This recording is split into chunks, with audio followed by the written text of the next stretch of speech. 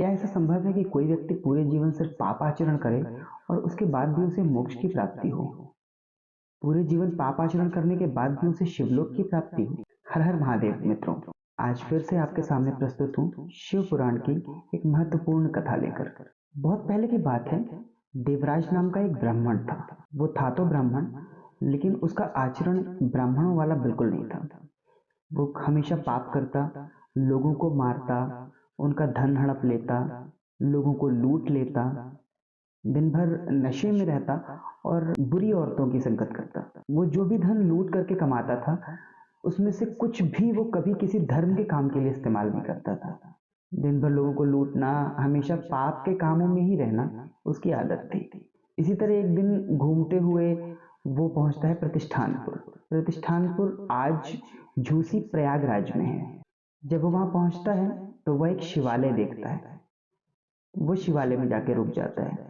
शिवालय में बहुत सारे ब्राह्मण, बहुत सारे मुनि ऋषि, बहुत सारे पंडित वहां पे आए हुए होते हैं और एक ब्राह्मण वहां पर शिव पुराण की कथा कह रहे होते हैं। देवराज वहां रात रुकता है और रात को उसे बुखार आ जाता है।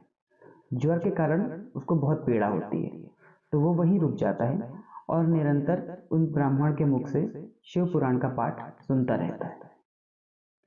दिन बीतते जाते हैं, उसकी तबीयत ठीक नहीं होती है। लगभग 1 महीना बीत जाता है।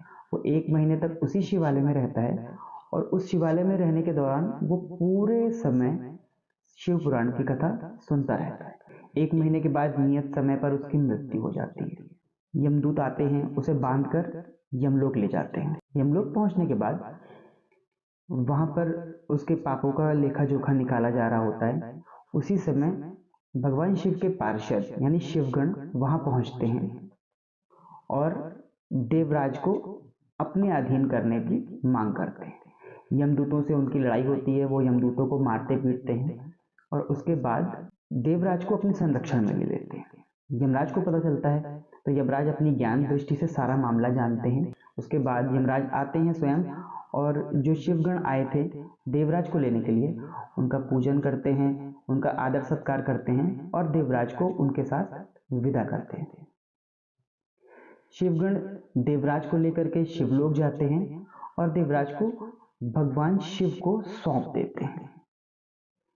तो सिर्फ 1 महीने का जो समय देवराज ने शिवालय में ब्राह्मण के मुख से शिव पुराण की कथा सुनी, उस 1 माह की शिव पुराण की कथा सुनने की वजह से उसकी पूरी जिंदगी के जो पाप थे और उन पापों के कारण उसे जो नरक में यातनाएं भोगनी थी, वो सारा कुछ कट गया। उसके सारे पाप कट गए और उसको शिवलोक की प्राप्ति हुई। उम्मीद करता हूँ शिव पुराण की ये कहानी आपको पसंद आई होगी।